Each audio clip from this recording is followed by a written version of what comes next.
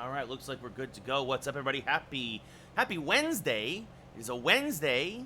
Wednesday Night Baseball. We got a good one for you as we'll take on Jose Barrios and the Toronto Blue Jays, trying to earn a split of this two-game series at the stadium. If we win this game, we'll be 6-3 against Toronto this year, and you'll take that. The rest of the division, we're 3-0 against Boston. We're 5-1 against Baltimore. We've yet to play Tampa Bay, so a lot of games coming up against the Rays. But definitely a win tonight would be huge. So trying to get that split behind Brandon Woodruff, who shut out the Jays 1-0, pitched 8 scoreless innings, and then Giovanni Gallegos got the save the last time when Woodruff faced Toronto at the stadium. Got a no decision against Toronto up in Toronto, a game that the Yankees would win eventually 2-0.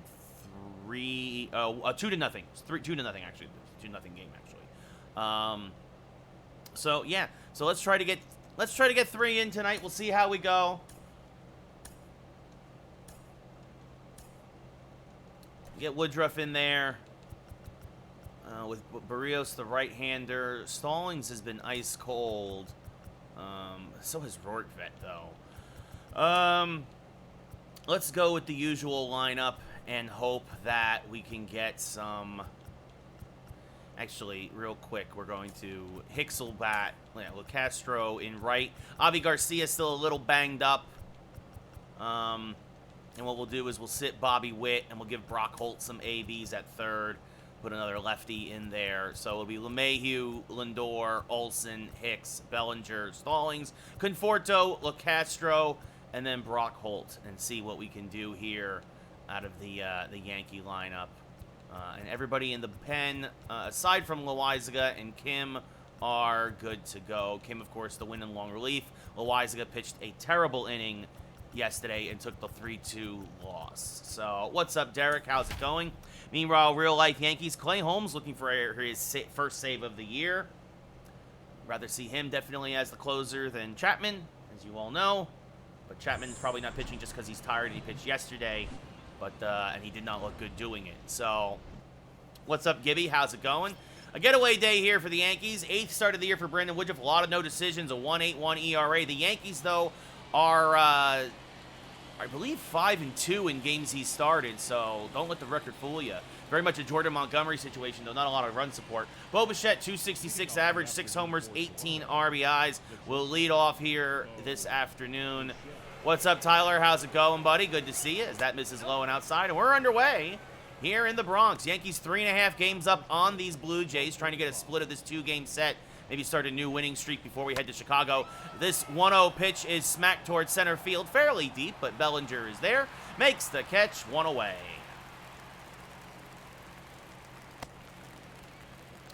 We now look at the Jays starting lineup. We just saw Bichette fly out. He's followed by Raimel Tapia in left. Vlad Jr., of course, at first has been killing the Yankees this year. Teoscar Hernandez in right. Gurriel Jr., the DH. Matt Chapman at third. Reese Maguire behind the plate. Kevin Biggio at second. And Vinny Capra got his first big league start of the year yesterday. Went 0 for 4 with 3 strikeouts. Called up because of a lot of injuries here to Toronto. Tapia takes the strike, 0-1. Tapia had a game to forget yesterday, hit into a couple of double plays against Garrett Cole, who got a no decision. As Tapia says, well, I forget about yesterday, and how about today? Goodbye, baseball. 1-0 Toronto here in the first. His 4th of the year. Not really known for his pop, more known for his speed, but he'll occasionally run into one, and he did there. And it's 1-0 Jays. Yeah, Tyler, I'm kind of surprised at how bad the Tigers are. I really thought they'd be like more around 500 this year, maybe 82, 83 wins even. But they have not looked good. A lot of it, some of it's been injuries. But, I mean, again, it's been pitching, unfortunately, for you. Says there's a strike to Vlad. 0-1. Vlad, 8 homers, 18 RBIs on the year, including a home run in yesterday's game. Went 1 for 2 with a couple walks. Swing and a miss there, 0-2. The 0-2 from Woodruff. Swing and a miss. Good morning, good afternoon, good night. Stallings will find it, get an angle, fires the first in time, 2 away. The White Sox aren't playing either. That whole division is kind of crazy right now. Anyway. Teoscar Hernandez hitting .231, had a couple big hits in yesterday's game, takes a strike. 0-1. 5 homers, 11 RBIs on the year.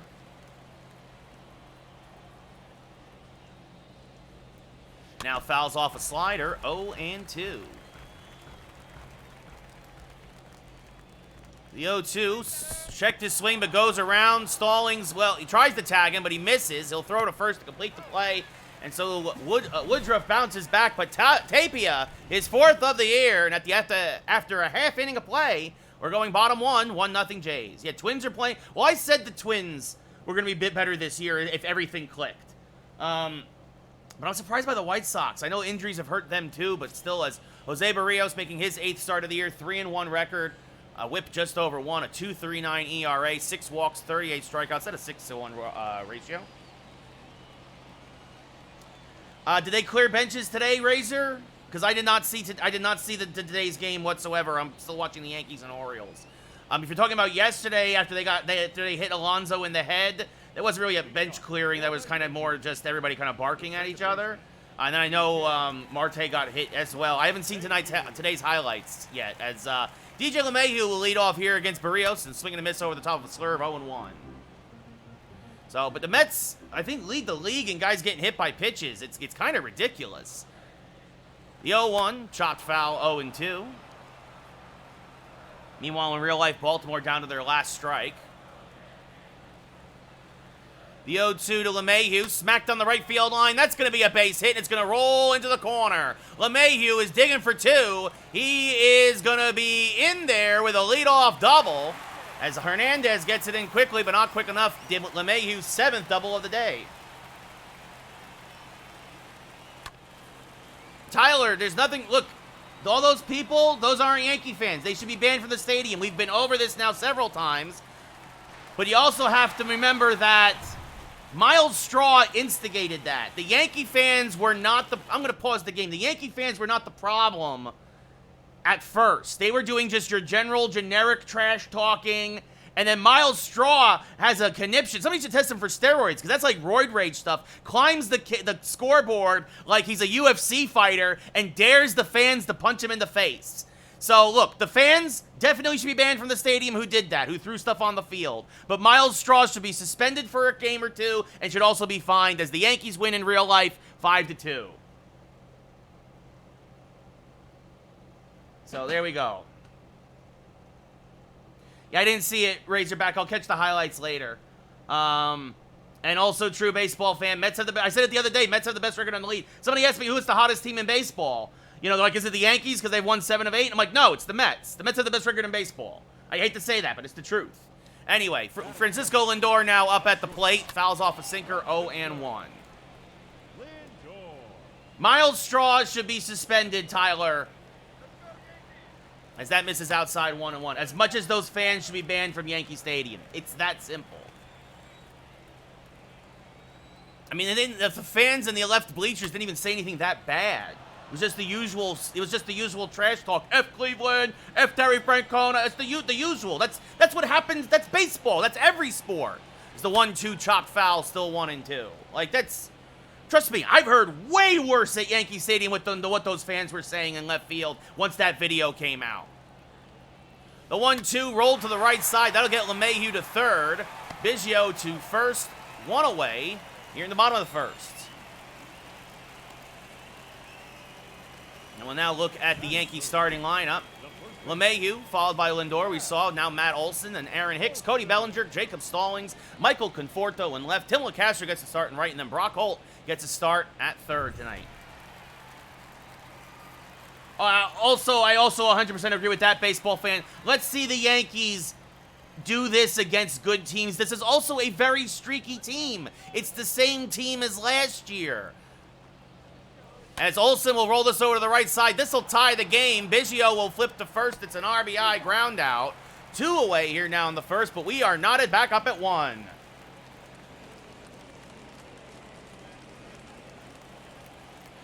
Maybe, Tyler, maybe they will go on a losing streak. Maybe they won't. All I know is that if DeGrom comes back in June, which is what they're hoping for now, I would really watch out for the Mets. This might finally be the year they don't Met. Wind's carrying out to right tonight, which is a good sign for the Yankees. Hicks 2 for 5 against Barrios with a pair of singles. The 0-1, Swing and a miss on a fastball. Tried to hold up, but couldn't. 0-2. The 0-2. Smack to right field, and there she goes!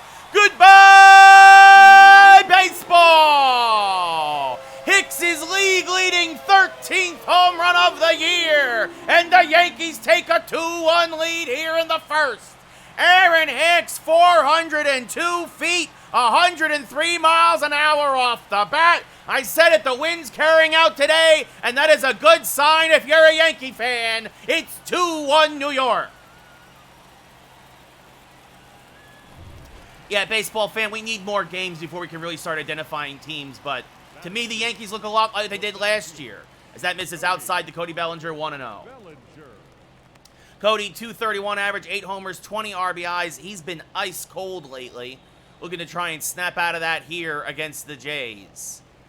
Smacks this one to left and fairly deep because of the shift. This is going to be over top of his head and one hop against the wall. Well, that'll help.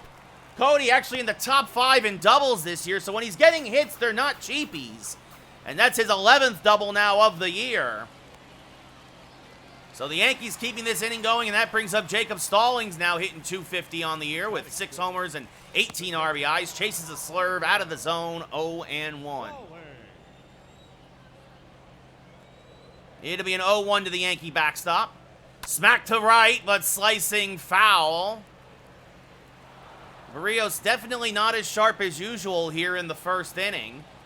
He's pitched very well against the Yankees this year, but at least this first inning got roughed up a bit, as that's chopped back to him. He'll flip to first to minimize the damage, but the Yankees take the lead back 2-1 at the end of an inning, a full inning of play here in the Bronx. It's 2-1 Yankees.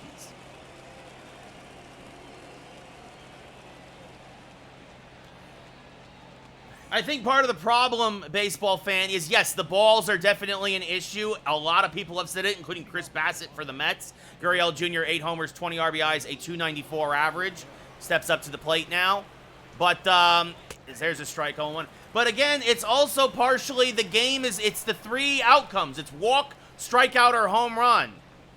Not a lot of guys play for contact anymore. This has popped up to right. LeCastro is there, 1 away. You know, that's why they're getting rid of the shift. That's why they're getting rid of potentially next year the throw. You're not going to be able to pick off a guy. They said it during tonight's Yankee game more than twice. You can do 2 throws to first, and then you can't throw to first anymore. I think it's an automatic balk. As Matt Chapman hitting 211 now steps up to the plate, and he smacks this foul in the right field line, 0-1. The 0-1 to Chapman. Outside, 1-1, bounced a curve up there, did Woodruff. Now this one, grounded to third. Holt is there, will backhand, fires the first, and throws out Chapman 2 away. Now that brings up Reese Maguire, 2 homers, 9 RBIs, a 221 average. Well, Woodruff better make this lead stand, because knowing the way the Yankees get run support for him, it's rare they get much more than this. The 1-0. Ooh, the umpire did not helping him out. 2-0. Now a slider chopped to first. Olsen there. Will flip to Woodruff covering, and that will end the inning. So 1, 2, 3 go the Jays here in the second. We go bottom 2. Yankees up 2-1. Yeah, we need more action. We need the game to be more fast-paced. We need to have some fun out there. As Conforto hitting 239 with 3 homers and 4 RBIs. In a bit of a cold spell as well.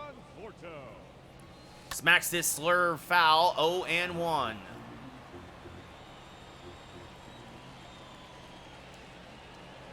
The 0-1. Chopped up the middle, slow roller. Biggio backhands, tough play, throws in time, 1 away.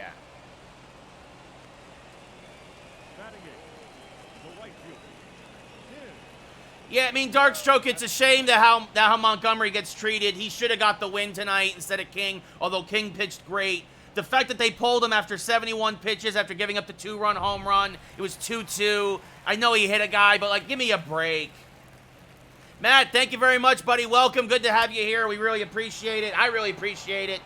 So thank you for the follow and welcome. It's greatly appreciated. Hang out. Enjoy the game. We got at least 2, maybe 3 games tonight. As Tim LeCastro getting the start in right tonight, hit 429 with 1 homer and 3 RBIs, and very limited play time. Chops the sinker foul, 0-2. But I appreciate that, Matt. Genuinely, thank you very much, and welcome. The 0-2 to LeCastro. Swing and a miss on a pitch in the dirt, strike 3. The throw to first in time, 2 away. Reese Maguire completes the play. Yeah, baseball fan, I hope banning the shift will really help the game as Brock Holt now swings and misses over the top of a sinker, 0-1. Holt getting the start at third tonight. 1 homer, 2 RBIs, 176 average. 3 for 17 on the year.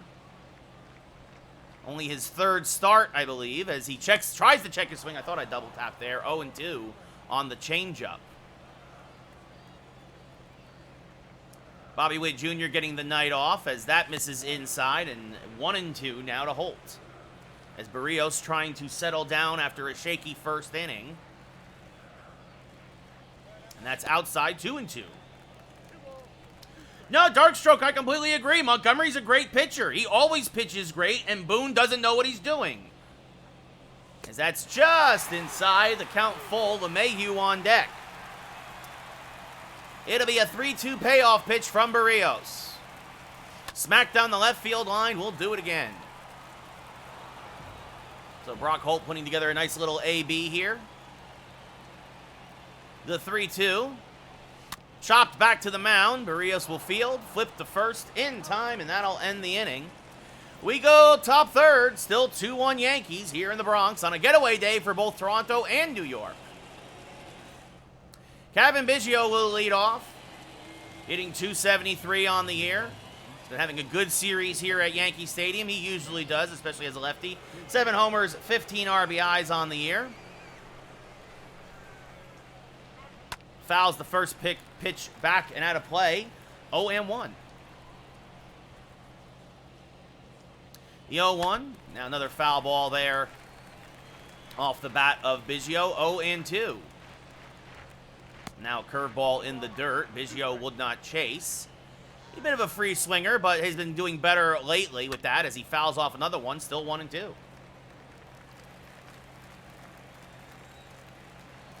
No, that's very true, baseball fan. There's a lot of teams that are underperforming right now. I don't believe the White Sox will stay here as Biggio's going to get himself a shift-beating base hit. Turn that slider inside out, and it'll be a leadoff double for the Jays' second baseman as Conforto goes and fetches it out of the corner. His 5th double of the year, and now that brings up the rookie Vinny Capra. Still looking for his first big league hit. Fouls off a fastball, 0-1. And now pops it up. Long run for LeCastro, but he gets there and makes the catch and fires into third. Biggio not going anywhere, 1 away. Big out there for Woodruff as that brings Bo Bichette back up. 3 for 5 in this little 2-game series. Takes a strike at the top of the zone. 0-1. And now he pops one up to right. LeCastro now backing up a few steps. Will make the catch. Biggio will tag. The throw is offline, so Biggio will go to third, but 2 away now here in the top of the third, and that brings up Tapia, who got his 4th home run of the year in his first at-bat. Would love to do it again here, but instead he skies the first pitch to Cody Bellinger. Belly backs up a couple steps and makes the catch. So despite the leadoff double, the Jays do not score, and we go bottom third. Yankees still up 2-1. DJ LeMahieu doubled in his first at-bat, came around to score. Leading off for the Yankees, the second baseman, DJ. Yeah, no, a lot of injuries for Chicago and Boston, baseball fan. I agree. It's very early still. But again, these games matter. They're important. It's good if you're a Yankee fan to see that you're 12-6, right? But let's also see them play real competition. It'll be a 1-1 to LeMahieu as he chases a slurve out of the zone quickly, 0-2. That slurve has probably been Barrios' best pitch when he can snap it off like that. But he has floated it a couple of times up there. And this one rolled back up the middle. Tough play for Bichette. Charges, fires the first, and gets the slow LeMahieu by a stride, 1 away.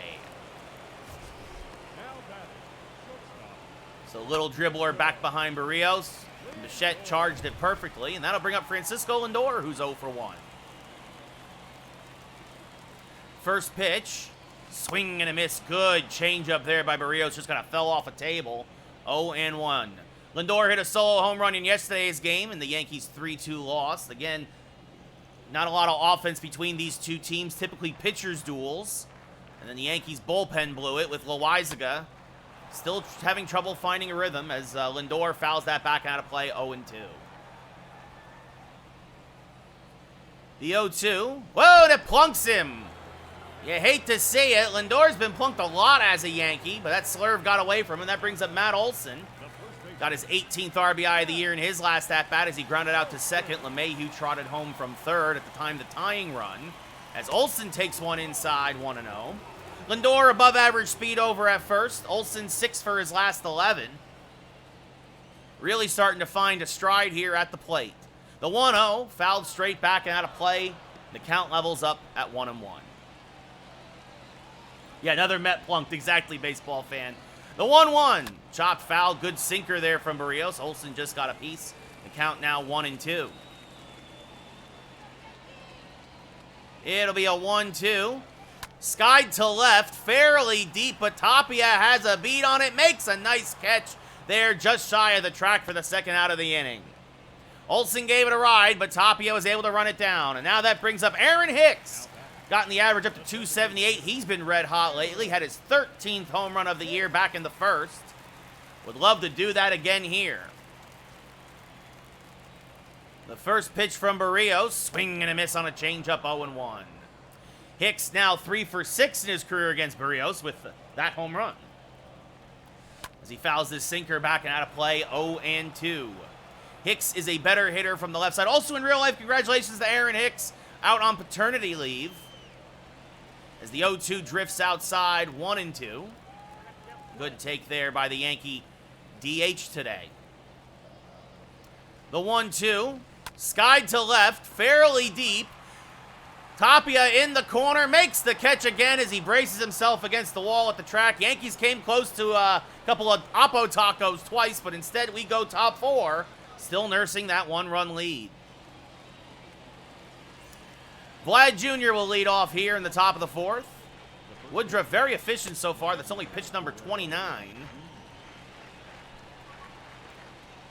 The 1-0, rounded foul out in front on a changeup, 1-1. And now a slider bounces up there, 2-1. Vlad can sometimes get around on that fastball. You got to be careful. That one he fouls back out of play, though, 2-2. Definitely missed the spot there, as that was almost right down Broadway. Now that curve in the dirt, and count goes full. You don't want to lead off, have a leadoff walk here.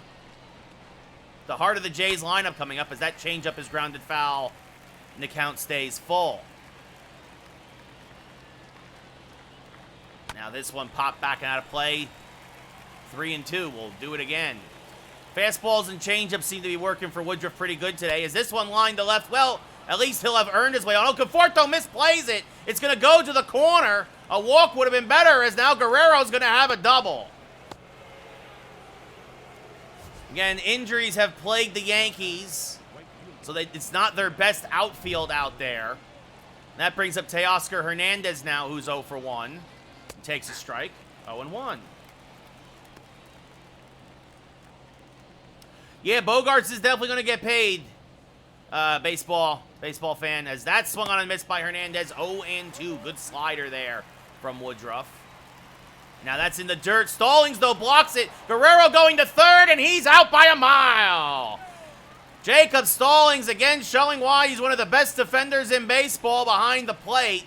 That's one way to erase Guerrero, and now Hernandez fouls off a fastball. Still 1-2. And now a backdoor slider punched foul. Still 1-2. Vlad is not fleet of foot, and Stallings has a cannon. As again a foul ball. Hernandez staying alive and making Woodruff work. Well, I kind of jinxed him here, as this will already be his 15th pitch of the inning. But Hernandez, frozen with the backdoor slider, goes down looking 2 away. The Yankees will only trade Gallo, baseball fan, if they're completely out of it by the by the trade deadline. Unfortunately, they're going to probably live and die with him. He's only got a year left on his contract. I don't think anybody will take him. Like, that's the thing. There's no value to him. I think they're going to want to trade him, but they're not going to be able to, as that's a strike to Gurriel, 0-1. Like, if I was a team, I wouldn't give you a low A ball player for Gallo right now, even with home runs against Baltimore. As this one popped up to right fairly deep, LaCastro drifting back. It got caught by the wind, but it will die at the track. LaCastro makes the catch, and we go bottom 4. Yankees still up by 1. Cody Bellinger 1 for 1 with a double. Again, trying to get back on track here against Barrios. The first pitch here, fouled off at the plate, 0-1. Just a bit late on that power sinker. Cody now 3 for 5 in his career against Barrios with a pair of doubles. And now this one skied to dead center field and deep. Going back is Capra, looking up, it's gone! Into the Monument Park netting, a dead center home run for the American Nightmare, Cody Ballinger, his 9th of the year, RBI number 21. Goodbye, baseball! And the Yankees take a 3-1 lead.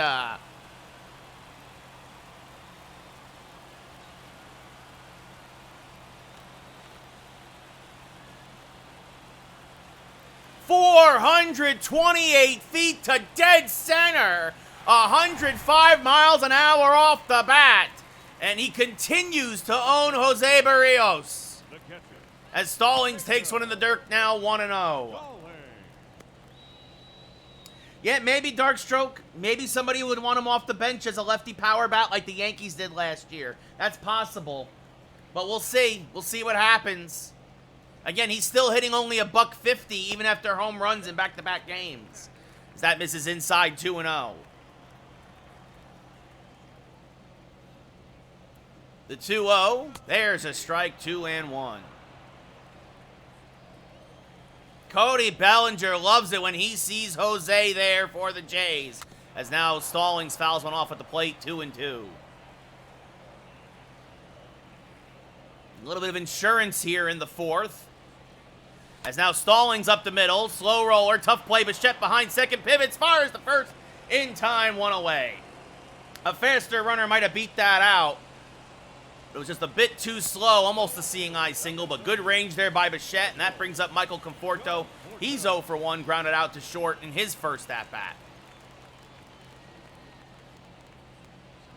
And now Michael Conforto! Goodbye, baseball! He was ready and turned on that inside changeup. It's 4-1 Yankees. Conforto's 4th of the year. The Yankees pile on a little more insurance. They're now up by 3 in the bottom of the 4th.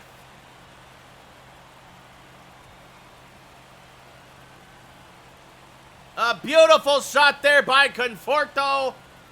And that'll bring up LaCastro. Yeah, they were wall scrapers, baseball fan, but they count all the same, man, as that misses outside 1-0. That's the beauty of being a lefty at Yankee Stadium. That's why you sign to stay with the Yankees. LaCastro struck out in his first at-bat, 0 for 1.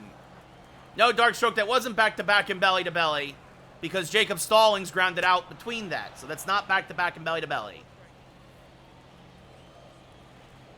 It'll be a 1-1 to LaCastro. Roll to the left side and deep in the hole. Bichette is there. Why even bother throwing? LaCastro easily beats that out. So an infield single for Timmy. They check on him, of course, the fastest man in baseball, Tim LaCastro. The flash over there at first. And there he goes, a pitch out. Maguire will gun him down because of the pitch out. Should have known they were going to pitch out. So, a rare caught stealing for LaCastro. But a good play by Toronto. I should have taken a pitch. That's my bad. I should have taken a pitch. As now Holt chases one in the dirt, 1-1.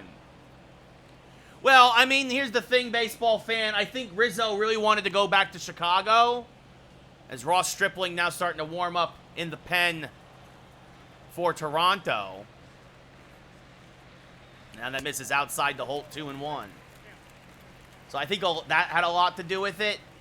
And then I think Rizzo came back to the Yankees, and the Yankees came back to Rizzo, and they're like, let's do 1 year and give you an option and see what happens. I think the Yankees wanted to trade for Olsen and lock him up long-term the way the Braves did. The 2-2, chopped up the middle, but Barrios will field it himself. Flips to first in time. That'll end the fourth. But the Yankees put up another 2-spot. Solo home runs by Cody Bellinger and Michael Conforto. At the end of 4 full here in the stadium, it's 4-1 Yankees. Leading off for the Jays is the third baseman, Matt Chapman. Brandon Woodruff, some rare run support tonight. There's a strike. 0-1 hits 100 on the gun. Swing and a miss, chases a bad changeup. 0-2. Chapman has looked pretty poor the last couple games against the Yankees as that misses low. 1-2. Now a slider punched foul. Still 1-2. It's okay, Darkstroke. It's okay. It's okay. This is pop back foul and out of play. Still 1-2. Now swing and a miss on the curveball. Stallings gets an angle, fires the first in time, 1 away. Brings up Reese Maguire, who grounded out in his first at-bat.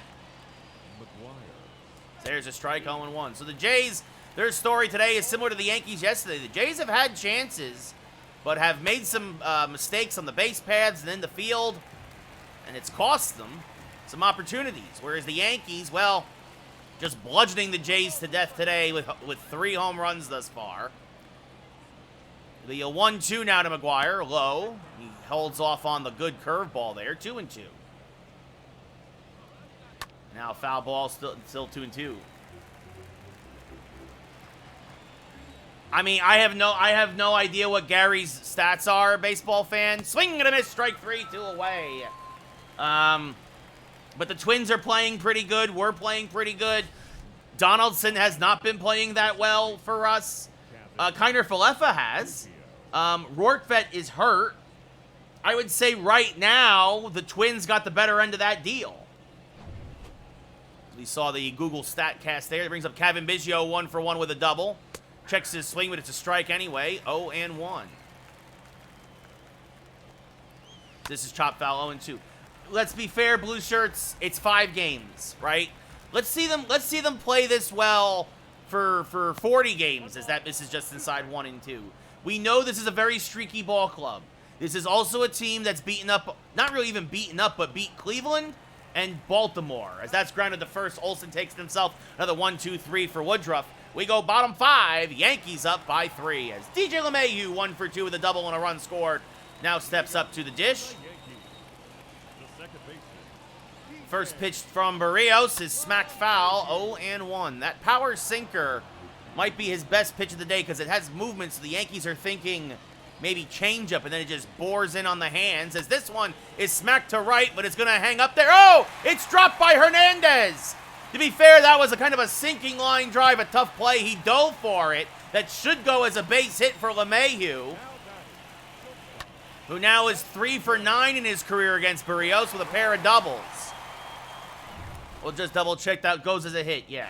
No, for sure, blue shirts, I'm happy the offense is waking up. We pitched well tonight, even though Aaron Boone, like a jerk, robbed Montgomery of a win again because he doesn't know what he's doing as manager.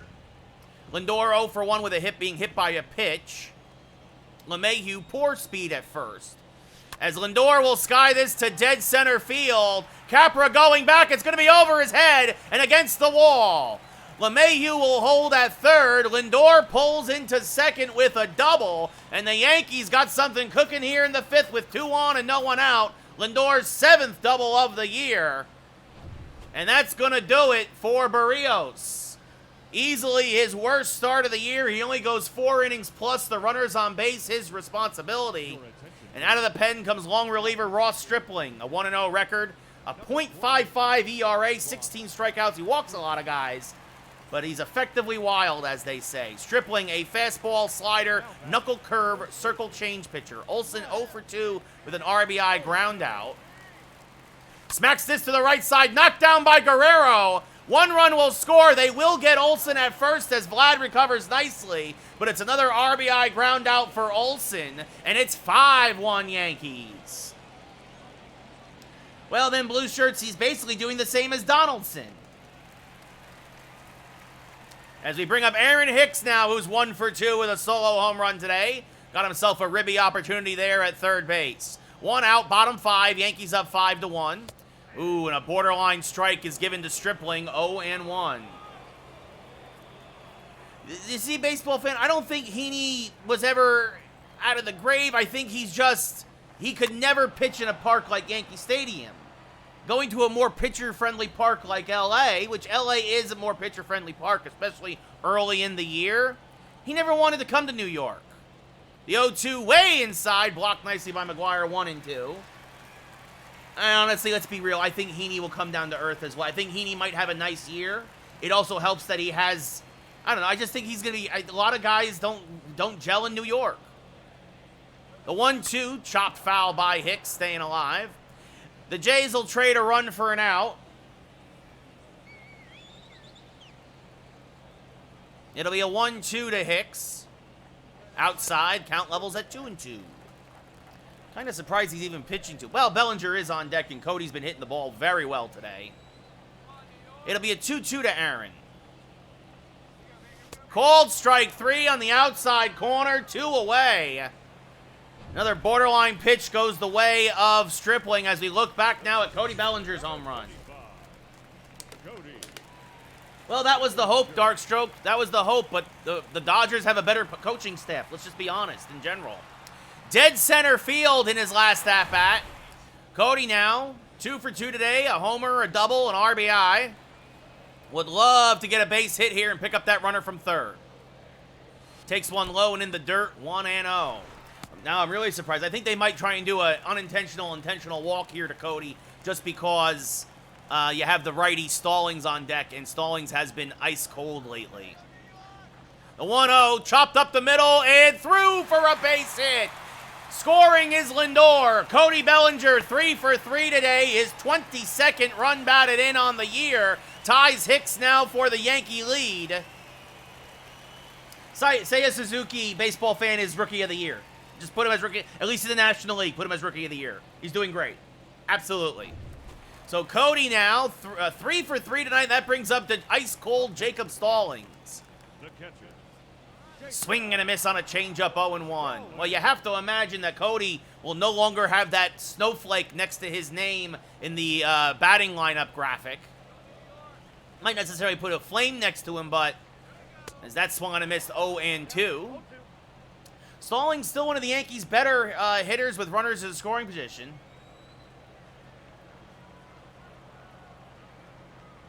As Stallings, good morning, good afternoon, good night, strikes out on 3 pitches.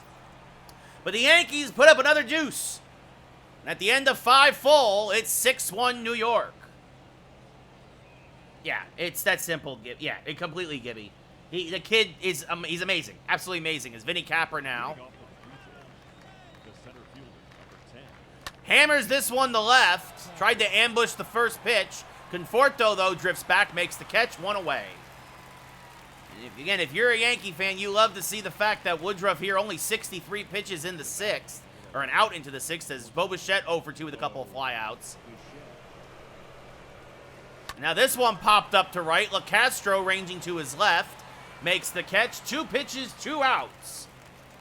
I think the Jays have realized third time through the lineup that Woodruff is coming at him with fastballs on the first pitch, but they can't catch up to 98, baby. There's a strike right down the middle, 0-1. Well, almost down the middle. The 0-1, strike at the knees, 0-2. Tapia, the only run for the Jays, a solo home run in the first. Checked his swing, did he go? No, says the third base umpire, 1-2. Yeah, Gibby, you guys need to start putting some wins together. I know you're 7-10, and I know it's super early, but as he doesn't get the call there, 2-2, maybe a makeup call there to Tapia.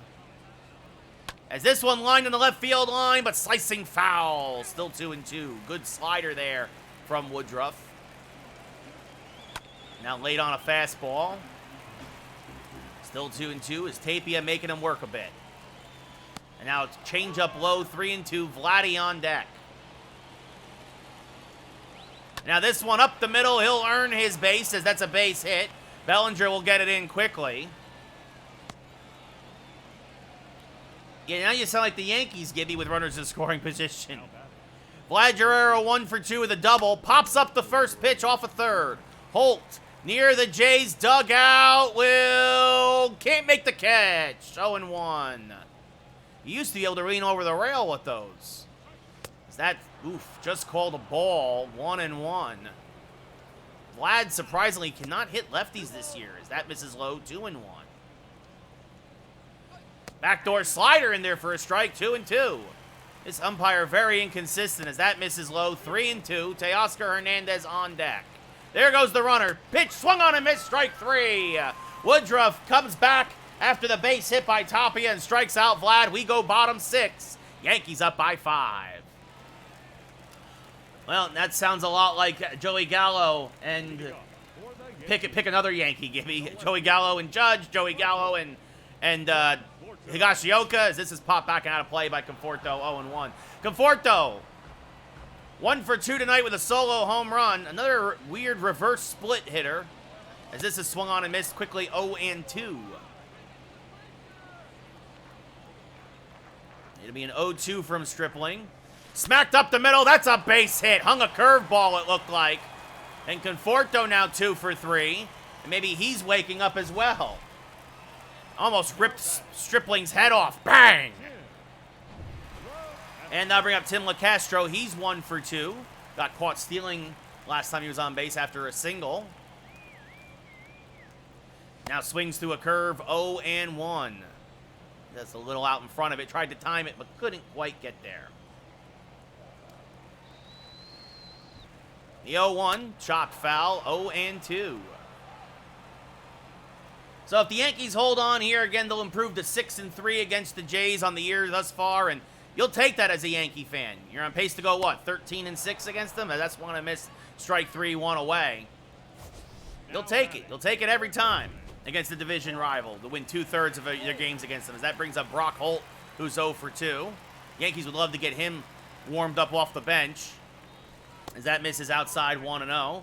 A lefty hitter who can play everywhere. Then again, not all big sample size. This is only his 20th AB of the year. 20 ABs, and, well, he also signed late in the free agency signing. This one driven to fairly deep left center field. The center fielder for the Jays going back, makes the catch at the track. Ran it down nicely for the second out of the inning. Now that brings up DJ LeMahieu, 2 for 3 tonight, has scored a pair of runs. You love to see that out of your leadoff hitter, and as LeMahieu might be starting to snap out of that cold spell as well. Kind of went ice cold after his 100th home run up in Toronto. As he pops this up towards right field, Hernandez coming on, makes the catch this time. They end the inning. So despite the leadoff single, the Yankees get nothing else. We go top 7. Yankees still up by 5. That is not good, Gibby, for Holt. No. Or are you talking about LaCastro? Both of those guys not known for their hitting. They're known for their defense and their flexibility. As there's a strike, 0-1 to Hernandez. Aiden, I still hate him. He's still a waste. He's hitting a $150. I know he's hit a couple of home runs here against the Orioles. You know, again, let's put it into perspective here. As this one popped up to right, LaCastro is right there. Will make the catch, 1 away. And the sad thing is that at this point, to me, he's best as a bench bat, much like Darkstroke was saying, because unfortunately, nobody's going to want to trade for him. As there's a strike, 0-1. Like, whenever he's in the lineup, I mean, he's not even a good left fielder. If you look at his defensive splits between when he was in right field in Texas and since moving to left field at Yankee Stadium, Joey Gallo is one of the worst left fielders in baseball. That is a fact. Look at all the defensive metrics. So he's terrible in the field. He's terrible at the plate. He's basically worthless. As this one chopped the third, Holt is there. We'll fire to first. 2 away. Yeah, and Anthony Rizzo has been great with a full season in New York in the short porch. Like a lefty should be. Gallo should be doing at least as good as Rizzo. Because I will say this, Gibby, I don't know how he won the Gold Glove last year, But when he was in right field in Texas, all the defensive metrics say he was one of the best right fielders in baseball. The Yankees move him to left, and he falls apart. He falls apart. Look, I know it's a small sample. Look at his metrics from the second half of last year. As that misses low 1-2. The second half of last year and the beginning of this year.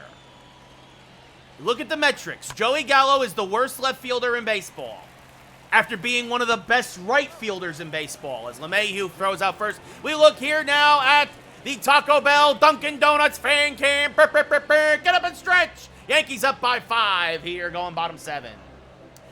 Hicks a home run. Bellinger 3 for 3 with a home run. Conforto a home run. Olsen a pair of RBIs. And Woodruff pitching spectacularly through 7, only giving up a solo home run to Tapia. As Lindor's going to chop it up the middle for a base hit. There you go, Mel. You're all caught up. Well, Seiya in the National League, Seiya Suzuki, for sure. And honestly, it's got off to a good start. We'll see what happens. But Stephen Kwan for Cleveland, we'll see if he can pick it back up. But he was the early front runner. Now I don't know who in the American League is. That misses low to Olsen, 1-0. You know what? We're going to get somebody up in the bullpen.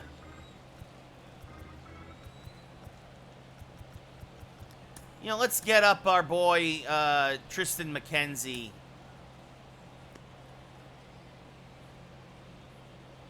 Yeah, we'll get up McKenzie and have him pitch the last couple of innings here. Not a problem, Mel. Yeah, we knocked out Barrios after 4 innings. We've had 3 innings where we put up 2 runs, as this has popped up on the left field line foul, a 1-1. But yeah, some of our coldest hitters picked the perfect day to try to snap out of it. LeMahieu has a pair of hits and 2 runs scored out of the leadoff spot as Olsen fouls that off, 1-2.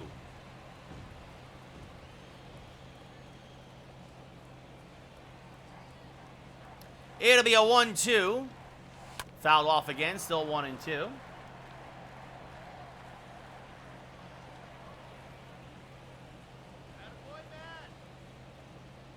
As this one chopped the middle, could be 2. Bichette flips to Biggio for 1. Oh, and he throws it away. So Olsen will go to second on the error. Only 1 error assigned because you can't assume the double play. But that's the second Blue Jay in as many days to throw it out of play.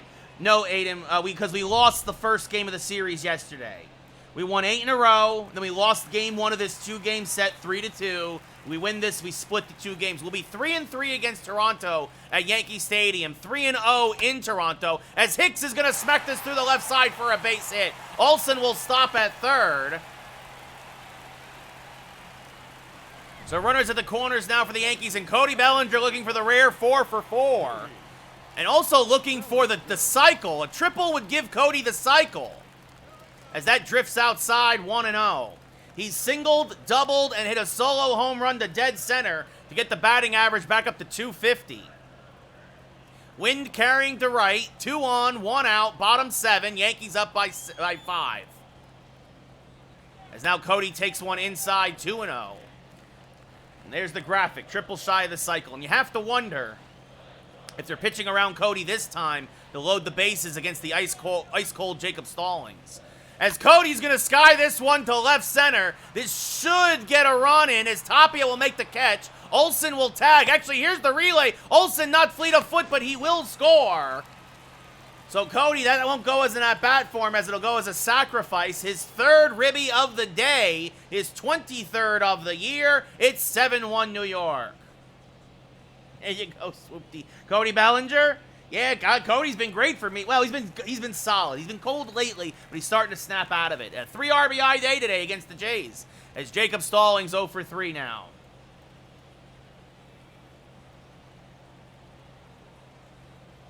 Mel, I couldn't agree more.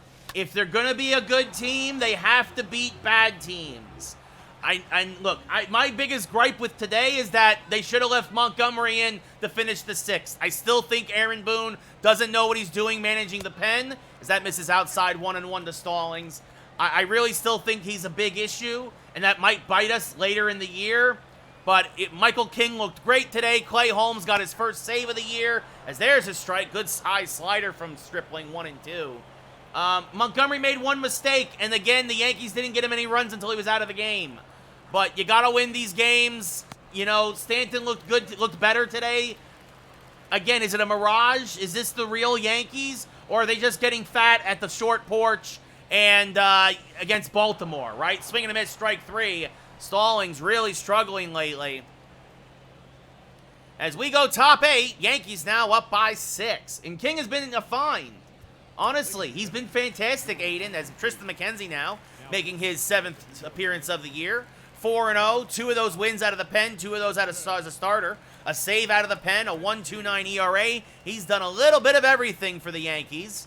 And they're going to ask him to get 6 more outs here to finish this game and give him a little bit of work. As Reese Maguire, 0 for 2, will lead off. There's a strike, 0 and 1.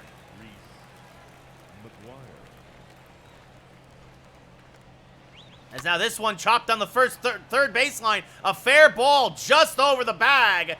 But it'll be a long single as Maguire stays put. Conforto gets it in quickly.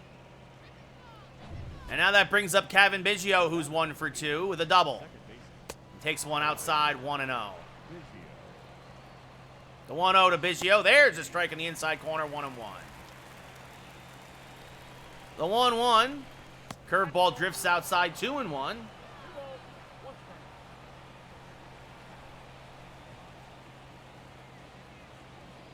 That's low, 3-1.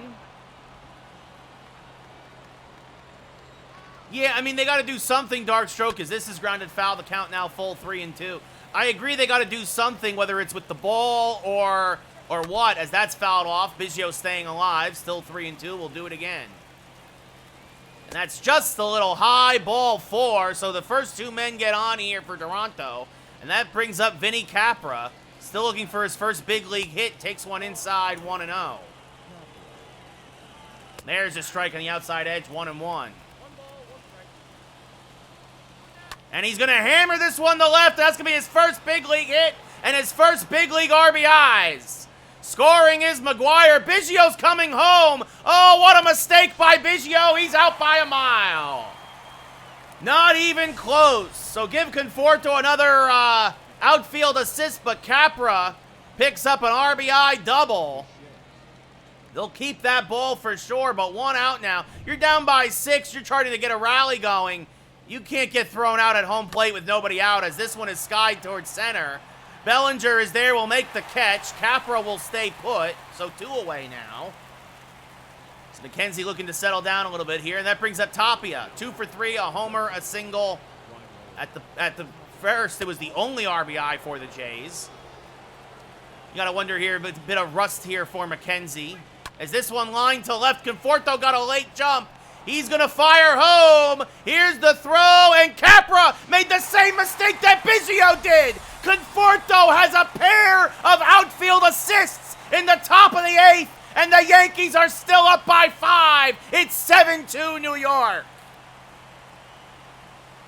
And McKenzie giving high fives to his left fielder for saving his butt that inning and limiting the damage as Julian Merriweather comes in now for his 10th appearance of the year. 2 blown saves, an 0-3 record, an ERA over 10. And here's the man himself, Michael Conforto, 2 for 3 today with a solo home run and a single. Takes one outside, 1-0. Michael Conforto, a pair of outfield assists. He might be thinking Gold Glove. Yeah, Aiden, the Toronto third base coach is going to get fired, yes, as that misses inside 2-0.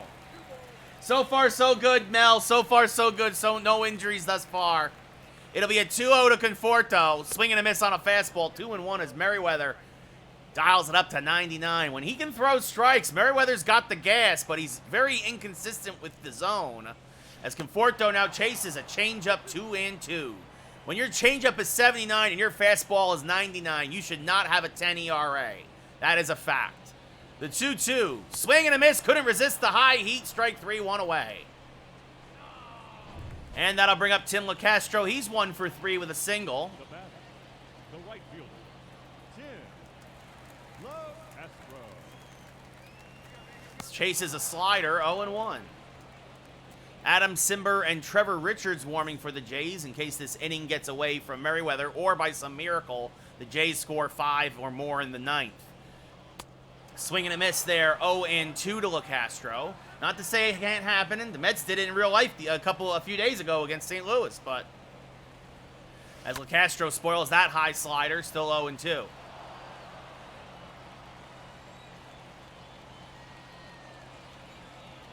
The 0-2, chopped back to the mound. Merriweather Fields fires the first in time, 2 away.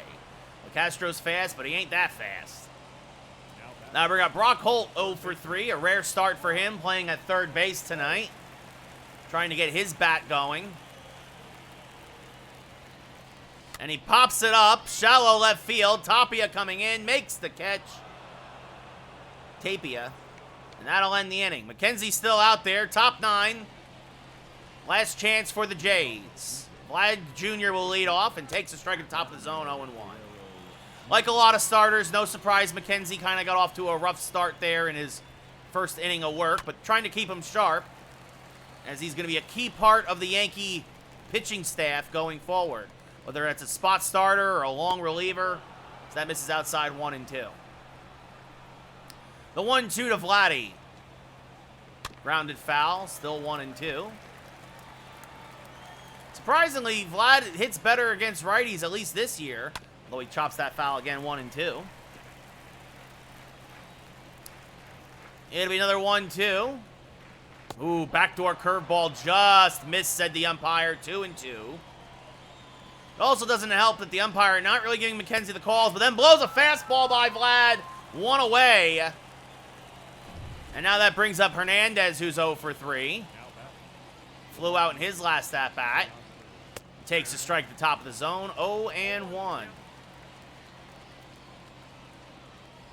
The 0-1, good curveball, but Hernandez lays off, 1-1, just a little out of the zone. The 1-1, outside, 2-1. And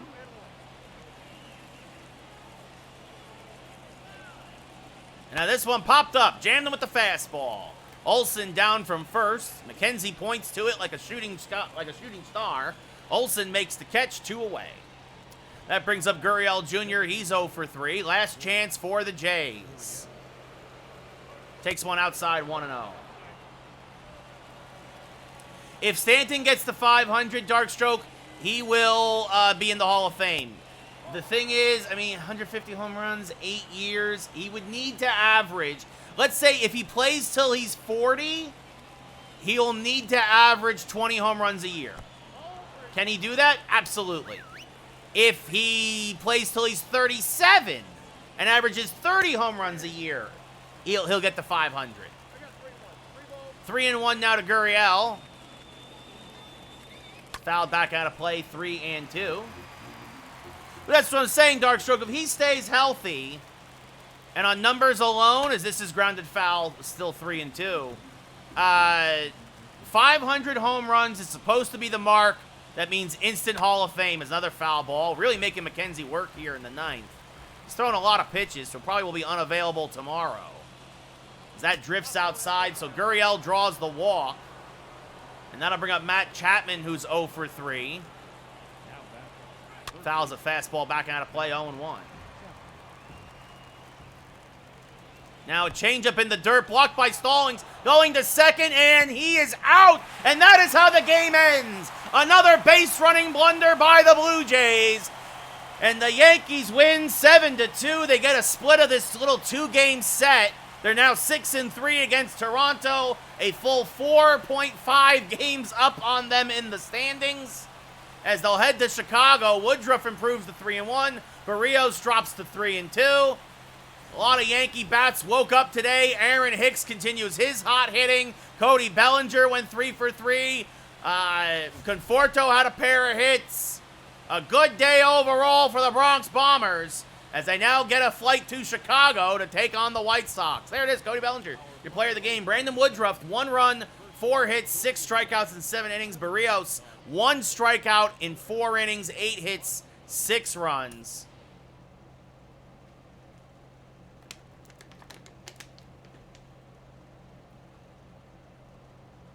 But you like to see the Yankee bats come alive. As again now, like I said, they're now 15 games back over 500 as they head to Chicago.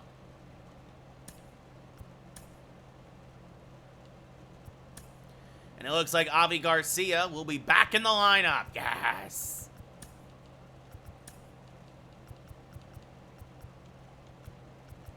So Castro out. Avi back in.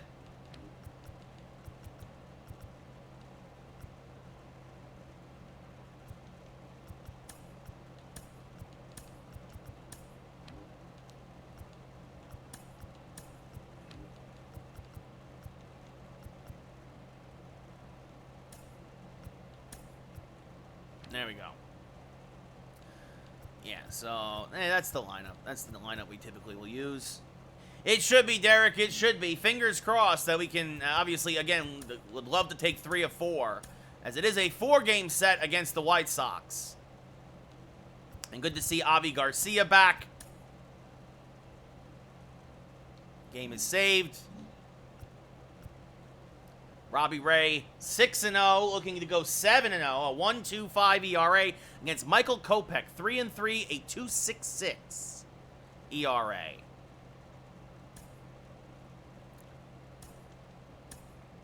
At Guaranteed Rate Field, one of the worst names in sports. Anyway, everybody should be pretty much available except for McKenzie and Loizaga. McKenzie, what's his numbers now? His ERA went up to 1.57 because he gave up a run. Womp womp. Still fun. But everybody else is good to go, basically. And let's see. So, yeah, obviously Ray gets the start. Stallings has been ice cold lately. He usually always catches Robbie Ray, but we're going to give Rortvedt the start, and hopefully, and we'll move Conforto down to 8. Hicks will go up to 6. And actually, we'll have Conforto bat 9th. Actually, no, we'll have Rortvedt bat 9th. Witt will bat 8th, and then this way, Conforto 7th, Hicks 6th, behind Cody. Garcia in front of him. And Olsen, Lindor, LeMahieu. So there we go. A little mix up there. Give Rortvedt the start today. And yeah, with Conforto is just hitting. He's playing too well in the field for us to take him out of left. But yay, Cody's not ice cold anymore. Yay. So Ben Rortvedt will get tapped to start today. Getting an even 200 on the year.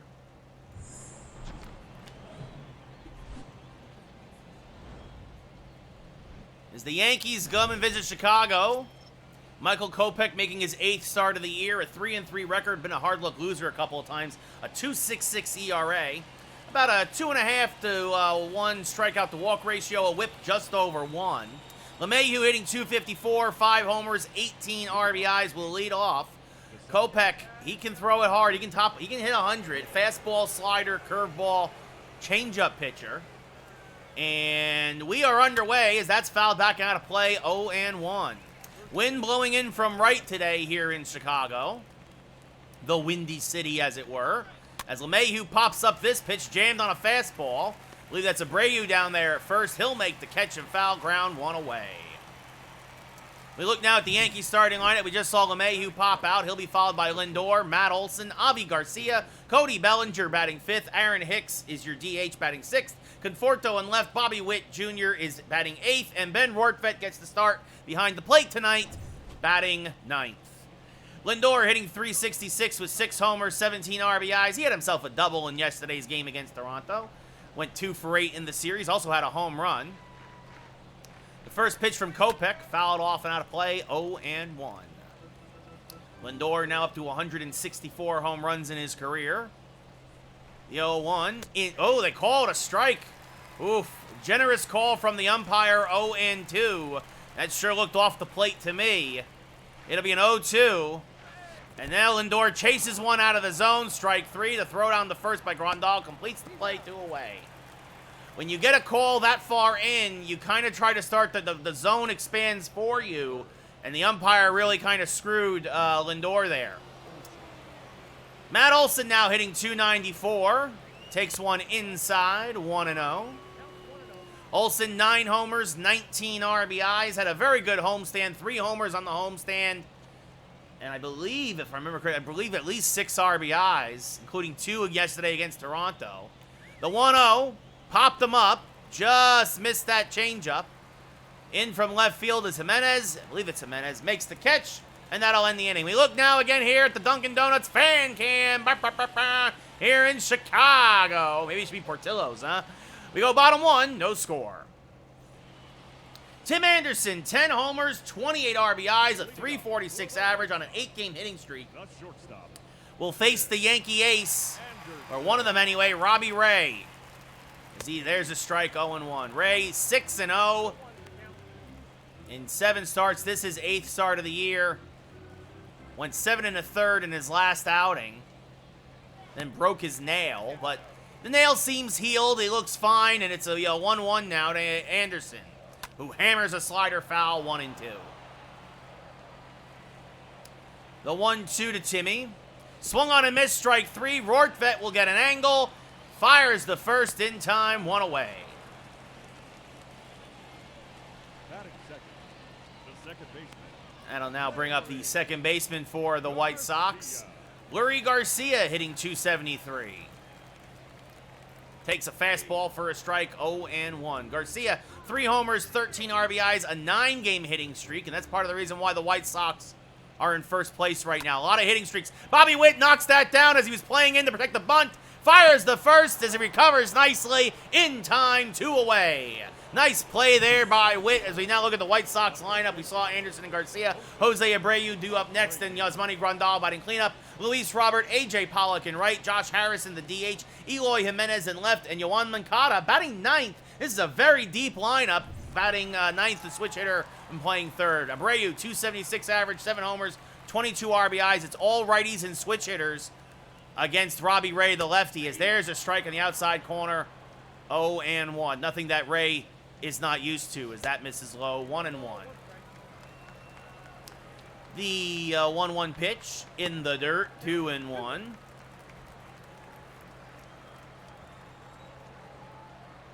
Now this one hammered to left center field. Bellinger drifting over.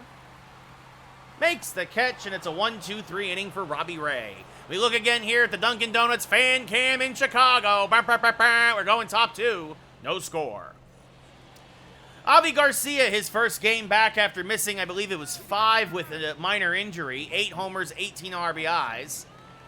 The White Sox play him straight up, as this is swung on and missed, 0-1, out in front of that slider. Nasty slider there by Kopech. When you can throw 100 and all your off-speed pitches just come in that slow, it's hard to catch up to him. That swung on and missed, 0-2. Slowing the bat down and then speeding it back up. It'll be an 0-2 now. Misses high, 1-2.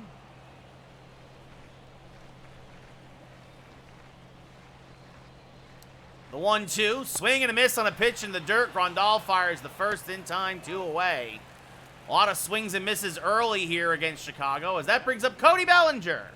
Coming off a 3-for-3 night against the Jays. Got his average back up to 250 now. Leads the Yankees in RBIs with 23. Also has 9 home runs. There's a strike at the top of the zone, 0-1. The distribution for the Yankees is pretty evenly, as this is smacked to left. Jimenez is there. He'll make the catch, 2 away. And now that brings up Aaron Hicks, who's tied for the league with 13 home runs, 279 average, 22 RBIs. They play Hicks to pull to the right side as well. And Hicks is going to sky one to right center field and deep. Going back is Robert, but again, the wind is blowing in from that direction, and it will die on the warning track. We go bottom 2. Again, here's the Burger King, Taco Bell, Dunkin' Donuts fan cam. No score here in Chicago. I believe the wind is coming in at almost about 11-mile-an-hour clip, as that fastball is in there to Grandal for a strike, 0-1. 9 miles an hour, 9 to 10 miles an hour. Still, that's enough to definitely deaden a ball like that, as that's hit to the left side, and just by Witt, that's through for a base hit. And Grandal finally reaches first base. But a leadoff single here, and that brings up the ever-dangerous Luis Robert. He takes a strike on the outside edge, 0-1. Robert, 4 home runs in his last 8 games. That's not a good number if you're a Yankee fan, as that's swung and a missed 0-2. Swing and a miss. Got him on a low fastball. Good morning, good afternoon, good night. So strike 3. So Ray bounces back quickly. And now that I bring up A.J. Pollock, who in last year's game was a key acquisition for us on our run to a championship. 265 average, 7 homers, 19 RBIs. Grounds this to third. Witt will go to second for 1. LeMahieu to first. It's an around the horn, inning-ending double play. 5-4-3 go the Yankees. And we go top 3, still scoreless here in Chicago. Nicely turned by Bobby. As now Michael Conforto hitting .250 with 4 homers and 5 RBIs. A lot of solo shots for Mike. Michael versus Michael. And Conforto lines it to third on a hop there. Moncada, well, he will fire to first in time, 1 away. Hit it well, but right at Moncada, and now that brings up Bobby Witt Jr., who, no surprise, hits lefties much better than righties. But he's getting another start tonight, hitting .270 here in his rookie campaign. Yankees are hoping he can start to hit everybody well. But those are pretty natural splits, especially for a rookie. Swing and a miss there, 0-1. And he's such a slick fielder at third. As this one skied to right, fairly deep, but ranging to his right is Pollock. Makes the catch near the line, 2 away. Also, he's got a 90 speed. That brings up Ben Rortvedt, 2 homers, 3 RBIs on the year, a .200 batting average. A rare start for the backup catcher. Lines this foul, 0-1. 1 for 4 in his last start with a double. Swing and a miss on a fastball, 0-2. Blew it right by him, tried to get on top of it. Be an 0-2 from Kopech, way outside, 1-2. Curveball that had no bite to it. The 1-2. Better curveball, but Rortvedt spoils it. Still 1-2. Out in front and just got a piece as it fell out of the zone. Now this one, a changeup, drifts outside, and that levels the count up at 2-2. Good to see the number 9 hitter for the Yankees trying to put together a decent at-bat. This will be the 6th pitch. As he popped him up, jammed him with a fastball. Moncada off a third, foul ground, makes the catch. Another 1-2-3 inning there for Kopech. We go bottom 3. Still no score here in Chicago. Josh Harrison, the DH today, takes one low, 1-0. Harrison coming off a 2-for-5 game last night. Now takes a strike in the inner half, 1-1. The 1-1 popped up to right. Avi Garcia is there, 1 away.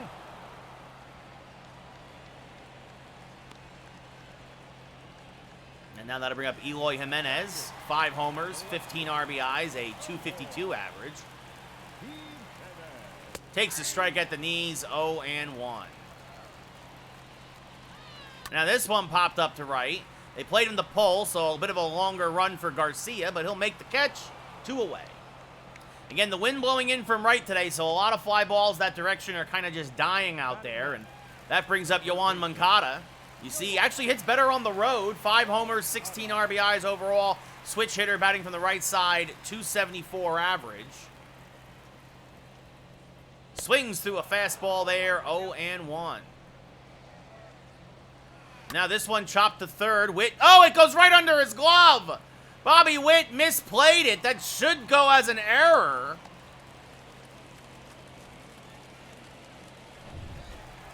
No, they give him a hit. Okay, weird baseball animation. As this is fouled off by Anderson, 0-1. You hate to see that. You think you're going to get out of the inning, and then Witt just went right under his glove. 0-2, so the rookie, as that swung on a miss by Anderson, Rortvedt finds it, fires the first in time. That'll end the inning. But Ray gets out of it. We look again here at the Burger King, Taco Bell, Panda Express, Dunkin' Donuts, Fan Cam. Somebody give me some money. We go top 4, no score. DJ LeMahieu popped out to first in his first at-bat. The second baseman. Hitting 252 overall. The first pitch from Kopech is inside 1-0. LeMahieu in year 2 of a 6-year deal that he signed. Swing and a miss there, 1-1 before last season. A slick fielder who can play multiple positions. The 1-1. That misses outside 2-1. Had a down year last year and unfortunately not doing much better this year. The 2-1. Fouled back out of play, 2-2. Kopech gets back in the count as LeMahieu just a bit late. That was the pitch to hit. Came right down Broadway, challenged him. As LeMahieu spoils a slider there, still 2-2. But when you throw 98, sometimes it's hard after, especially seeing all that slow stuff. The 2-2 misses high, and the count now full. The Yankee leadoff hitter, Lindor, on deck. The payoff pitch to LeMahieu. Called strike 3 on the outside, Black, 1 away. A 50-50 call that went Kopech's way, and now that brings up Lindor, who struck out in his first at-bat back in the first. The first pitch to Francisco is smacked to the left side. Anderson there. Fires the first in time, 2 away. Didn't really get the good wood on it. And now that brings up Matt Olson, who's 0 for 1 with a fly out in his first at-bat. Been hovering around 300 most of the year. Down to 291. They play Olson to pull. And he's going to do just that as he smacks it to the right side, that backdoor slider. Nice throw there by the second baseman, Garcia, in time. And we go bottom 4, still no score. Well, there you go, Aiden. You know, the only thing I miss about the podcast is I wish I could rub it in Lee's face because Lee thought the Golden Knights were going to go to the Stanley Cup about 40 games ago. But they got screwed because they tried to pull what Tampa Bay did, is that they had no cap space and they were hoping to get everybody back for the playoffs, even though a lot of guys would have been healthy. But that's a shame. The Golden Knights should have been a playoff team, but good for Dallas, as that's chopped to the right side. LeMahieu charges and throws out his counterpart, 1 away. Here in the bottom of the 4th. So that basically sets the field then for the playoffs, right? The Predators are in, the Stars are in. As Abreu now 0 for 1. Skies this to dead center. Bellinger racing back at the track, makes the catch for the second out of the inning. He gave it a ride, but Cody ran it down, and that brings up Yasmani Grandal. 5 homers, 14 RBIs, a .275 average now after that single in his first at-bat. Was erased on a double play as he takes a strike, 0-1. Now that drifts outside, 1-1. Oh, I gotcha, Aiden, because of the trade for Eichel. It'll be a 2-1 to Yasmani. Hammered to center again, Bellinger back. He had it played well, though, at the track, makes the catch just shy of the wall. And Robbie Ray gives us some deep fly balls, but no runs. We go top 5. Still no score here in a fast game so far in Chicago. Avi Garcia, 0 for 1, will lead off here against Michael Kopech.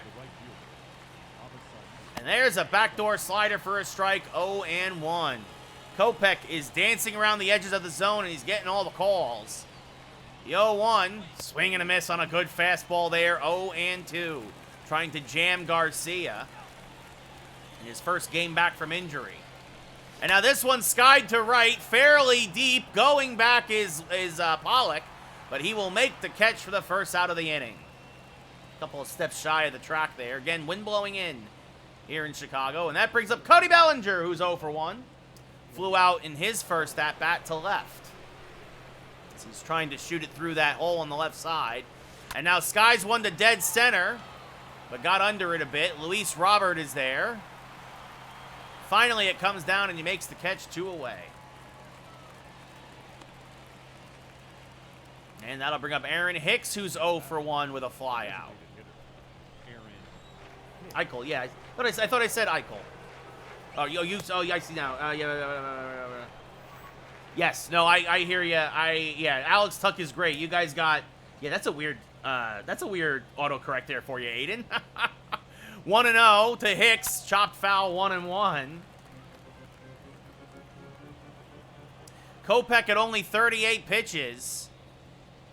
As Hicks pops this up in foul ground, Kopech trying to get there himself, and Will, what a play by the White Sox pitcher to end the inning. And we're going to go bottom 5, still no score. Kopech throwing a perfect game as Luis Robert now takes a strike, 0-1.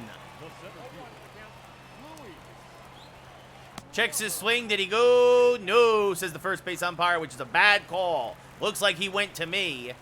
It'll be a 1-1 to Robert, calling off a 3-for-4 game as this one chopped up the middle and through for a base hit. So a leadoff single for the speedy Robert. Be interested to see if he goes. As A.J. Pollock grounded out in his first at-bat. Takes one low, 1-0. And now a changeup low, 2-0. Now this one chopped to second. LeMahieu to second for one. On to Lindor. It's a 4-6-3 double play. Nicely erasing the leadoff single. Now that brings up Josh Harrison, who flew out in his last at-bat. Takes one low, 1-0. Swings and misses on the changeup, 1-1. Now a fastball outside, 2-1. As Harrison smacks a curveball foul, 2-2. Stays alive as he just gets a piece of that nice slider. Robbie Ray also, though, only at 46 pitches. As that fastball misses just outside, 3-2. And now changeup called, strike 3. He throws Harrison on the inside corner. The Burger King, Taco Bell, Panda Express, Dunkin' Donuts fan cam. Here as we go top 6 in Chicago, and these guys are dueling. As that brings up Michael Conforto, who grounded out to short in his first at-bat. Neither pitcher, I think, at 50 pitches. As Conforto now smacks it right at Garcia, one away. Mel, you just robbed you just robbed Arizona and Oakland there, Mel. Unless Manaea was also in Arizona in the franchise. Wow. Bobby Witt Jr. now up at the plate. He's 0 for 1 tonight.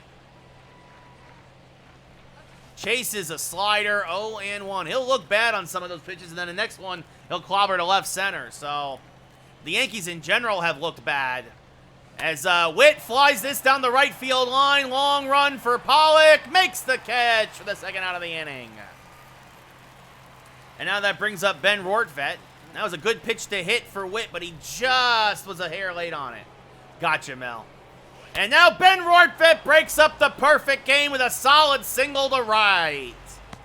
Finally, somebody on the Yankees got a pitch they could handle, and Rortvedt smacks that single to right for a base hit.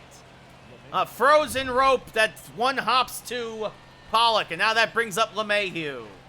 It's all about the pitching, Aiden, as that misses outside, 1-0. LeMahieu 0 for 2 with a strikeout and a pop-out. Rortvedt has good speed for a catcher, but you would probably say average overall, as that misses inside, 2-0. And you wonder if Kopech now that Rortvedt got that hit, if maybe he'll start to miss the zone a bit. As LeMahieu skies one to fairly right and deep. Pollock getting on his horse, and he runs it down to make the catch at the track. Again, the wind is blowing in from right field. If it was the other way, that might have been gone. But Pollock is able to make the nice play, and we go bottom 5. Or bottom 6, excuse me. Game's going faster than I thought. Still scoreless. There's a strike at the knees to Jimenez, 0-1. I will say this, the Yankees made much better contact that inning. All 3 outs were allowed outs. As it'll be an 0-2 now to Jimenez. Slider chopped foul, still 0-2. There it is, strike 3 at the top of the zone, 1 away. Jimenez frozen on the 2-seamer. That brings up Yoan Moncada. He singled in his first at-bat to get his average up to 280. That's a nice number. And he skies one to left center. Cody Bellinger, ranging to his right, makes the catch for the second out of the inning. And now that brings up Timmy, who's 0 for 2 tonight with a couple of strikeouts. He has not been able to figure out Robbie Ray as that misses low, 1-0. Ray tied for first with the White Sox. Anderson tied with the White Sox with 8 doubles. It'll be a 1-1 to Timmy. There's a strike on the inside corner. What a smooth slider. The 1-2 now. In the dirt. Anderson doesn't chase that one. He chased it last at-bat. Now the 2-2 rung him up on the outside block. Anderson can't believe it, but the umpire's been giving that call a lot tonight. Strike 3, we go top 7. No score still in Chicago as Francisco Lindor will lead off. Lindor 0 for 2 tonight with a ground out and a strikeout. Swings and misses at a high fastball, 0-1. Kopech at only 47 pitches. Robbie Ray at less than 60. As Lindor pops up the first pitch, long run for Jimenez. And he gets there to make the catch and foul ground, 1 away. And now that'll bring up Matt Olson, who's 0 for 2 with a fly out and a ground out. Grounded out in the shift and flew out to left as that curveball misses, 1-0. The 1-0 to Olson. Checked his swing. Did he go? Yes, says the third base umpire. 1-1. He had it timed right, but he recognized it as a ball just a little too late. Oh, and then he just missed the hanging slider. 1-2. Oh, goodness. Kopech's missed a couple pitches tonight, but the Yankees have missed them too. Oh, and that's going to plunk Olson. Obviously no intent. With a 1-2 count and 1 out in the 7th of a tied scoreless game. As Garcia now 0 for 2. And Garcia's trying to bunt, but he bunts it foul. 0-1. With his speed, he could have been bunting for a base hit as he fouls off a slider there. 0-2 out in front of it. And then maybe you bring in somebody to pinch run for Olson. As that misses low and outside, 1-2. Grandal blocks it nicely. Olson not going anywhere. One of the slowest Yankees. The 1-2, swing and a miss on a slider, 2 away. Kopech going to the breaking ball a lot there, and that brings up Cody Bellinger, who's 0 for 2 with a couple of flyouts. A man on, 2 outs, top 7. Cody fouls a fastball back and out of play. 0-1, just a bit late on it. Kopech starting to run out of, actually surprisingly starting to run out of gas a little bit. That was only 95 on the gun. The 0-1, swing and a miss on another fastball. 0-2. Again, still the Yankees having trouble catching up to it, looking for that breaking pitch. The 0-2. Oh, and I tried to check the swing, but Cody chases the inside slider, and we go bottom 7. Get up and stretch. Still scoreless here in Chicago. As Garcia takes the strike, 0-1. This will only be the 60th pitch of the night for Ray as he grounds this to first. Olson will take it himself, 1 away. And brings up Jose Abreu, who's 0 for 2 with a deep fly ball and a line out. He rolls this to the left side. Lindor deep in the hole. Fires across his body in time, 2 away. Nice play by the Gold Glove potentially. Has Lindor ever won a Gold Glove? Actually, I think he has. Gold Glove shortstop Francisco Lindor. And now that brings up Yasmani Grandal, 1 for 2 with a single tonight. Power hitting catcher, takes a strike at the knees, 0-1. When he was in Cleveland, as this is lined to left and deep, Conforto back, makes the catch on the track. We're going top 8, folks. Holy cow. 4 hits split between the two teams as we look at the Burger King, Taco Bell, Dunkin' Donuts, Panda Express, Polar Seltzer fan cam. Robbie Ray might pitch the whole game for us, Aiden. Kopech might do the same for the White Sox, though. As Aaron Hicks 0 for 2 now will lead off here in the top of the 8th, and Hicks takes one inside, 1-0. 36,000 here in attendance in Chicago. A terrible crowd for two first-place teams as this is back up the middle. And, oh, it's gotten there by Anderson, but Hicks will beat it out for an infield single. A shift-beating single there for Hicks. And they're going to pull Kopech? Are you kidding me? What? And that brings in Kendall Graveman for his 15th appearance of the year. 0-1 out of the pen, a 1.72 ERA. And the Yankees will bring in Tim LeCastro to pinch run for Hicks. Graveman, a sinker, slider, fastball, changeup pitcher. Do they pitch out? What do they do? There goes the runner. The pitch is a strike. The throw down. Oh, that was a terrible jump for LeCastro. He is out by a mile. The fastest man in baseball. And I just don't know how he did not get down there on that pitch. That was 86 miles an hour. He should have had that base stolen easily. I think the game nerfed him for that at-bat. Screw you, MLB The Show. As Michael Conforto now swings through a sinker 0-2. He goes in there, you know he's stealing. He looked like he just got a terrible jump. Swing and a miss, strike 3, 2 away. Grandal does have a cannon, Mel, but that wasn't even close. That should have been closer, especially on an 86-mile-an-hour slider. So that brings up Bobby Witt Jr., who's flied out to right twice. Aaron Hicks gets taken out of the game for a caught stealing. Swing and a miss there on a sinker 0-1. Well, I guess the one good thing is stealing is much harder this year, Mel, it feels like. Even with a 99 with LeCastro. Like, if that was a pitch out, I understand. I understand if that's a pitch out and I get gunned down with a guy who's got 99 speed and 99 base running IQ. As that misses outside the Witt 2-1. Right? Like, I understand that if it's a pitch out. On an 86-mile-an-hour slider, I'm sorry, that play at best is bang bang. As that misses high to Witt 3-1. Ben Rortvedt on deck. It'll be a 3-1 to the Rook. Hammered foul, 3-2. Graveman, by the way, again, sinker, slider, fastball, changeup, curveball, a little bit of everything. No, I don't have anybody up in the pen, Aiden. I'm not warming anybody up. This is Ray's game. Swing and a miss, strike 3. So Graveman gets out of it. I guess the good thing is the Yankees got Kopech out, but we go bottom 8, still scoreless here in Chicago. I mean, I'm still in the green. Luis Robert 1 for 2 with a single. Nobody's had anything more than a single against Robbie Ray. As that backs him off the plate, 2-0. The 2-0. Skied to right center. Garcia will wave off Bellinger. Camps under it and makes the catch, the first out of the inning.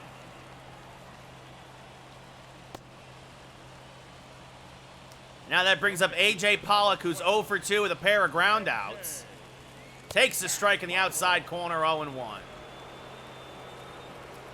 The 0-1 to A.J. Hammered to right. That's going to get down for a base hit. Conforto will cut it off and get it in quickly. But it's a one-out single for Pollock. And now Adam Engel will come in to pinch run. And that brings up Josh Harrison. Rortvedt throwing on a second attempt, being like, come on! Come on! And Harrison's like, what happened? He didn't go. As that misses outside, 1-1. There he goes. The throwdown is not in time. A better throw would have had him. Engel's second steal of the year. That was a good pitch to throw on, but it was the other side of second. And this is when we lose the game. Oh, no, chopped to first. Olsen is there, will take it himself. Walks it towards the plate, 2 away. And that brings up Jimenez, who's 0 for 2 with a strikeout and a fly. I know, Mel. I know. It's like, give me a break, man. As that misses just outside, 1-0. Jimenez not hitting very well with runners in scoring position. Chops that foul, 1-1. And now this one skied to right. It will slice just foul, 1-2. Lays off the curve. Tried to tempt him there. 2-2. And that's gonna win. That's gonna be it. The Chicago White Sox are gonna take the 1-0 lead. And going for second is Jimenez. He's in there with a double. I knew it. I knew it. Jimenez's RBI, 4th RBI double of the year. There's a strike to Moncada, 0-1. As that swung and missed, 0-2. It wasn't a bad pitch either. That's in the dirt, blocked by Rortvedt, down to third. Jimenez out by a mile. But Eloy Jimenez comes through. It's 1-0 White Sox. And that's the difference in the game, was the stolen base. Adam Engel stays in right field now. And in comes Liam Hendricks. 15th appearance of the year, a 1-1 record, 11 for 13 in save opportunities, a 2.25 ERA. Ben Rortvedt will lead off. Fastball, slider, curveball pitcher for Hendricks. Swing and a miss on a fastball, 0-1. Trouble catching up to it. Rortvedt 1 for 2 tonight. One of the only 2 Yankee hits. Swings to another fastball, 0-2. Yankees hit the ball well, but it just always seemed to be at somebody.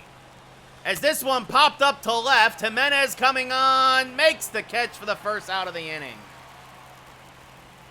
And now that brings up LeMahieu. He's 0 for 3. He flew out to the track in his last at-bat. Takes one high from Hendricks, 1-0. The White Sox play LeMahieu straight up. The 1-0. Swing and a miss on a slider, 1-1. Ooh, I should have pinch hit Cabrera for him. Cabrera always gets a hit in these scenarios. As this one skied to right center field, Robert will make the running grab for the second out of the inning. It really feels like the wind has held a few of those kinds of hits today up for the Yankees, and Francisco Lindor now is the last hope for New York. No doubles defense by the White Sox. As Lindor fouls off a fastball, 0-1. Yankees have only been shut out once this year. Swing and a miss, 0-2. Yankees down to their last strike. The 0-2. Swing and a miss on a curve, strike 3. The White Sox win 1-0. Robbie Ray, the hard luck loser. Kendall Graveman gets the win in relief. Hendricks gets his 12th save of the year. And we're going to play another because, boy, is that sickening to lose 1-0. Michael Kopech, your player of the game. 7 innings pitched, 2 hits, 5 strikeouts. Robbie Ray, 5 hits, 6 strikeouts, 1 run. A hard luck loser. Falls to 6-1. Kopech gets the no decision. And Graveman, I think he's 1-1 now.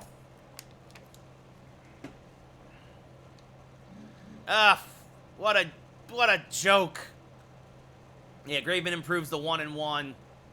And Robbie Ray's ERA actually went down that outing. Like, that's just, ugh. So it'll be Joe Musgrove versus Dylan Cease. Cease a 4.73 ERA. Fortunately, Toronto didn't play, so the Yankee game in hand has now been made up. And it's 4 back in the loss column, but that is that's a hard pill to swallow. So,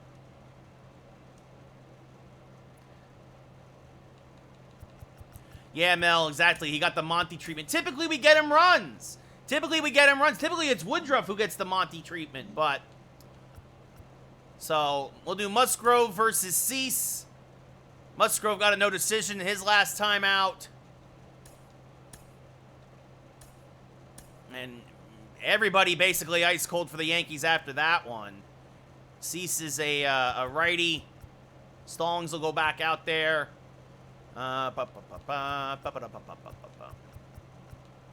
Conforto will get a half day off. He'll DH tonight. Hicks will go to left.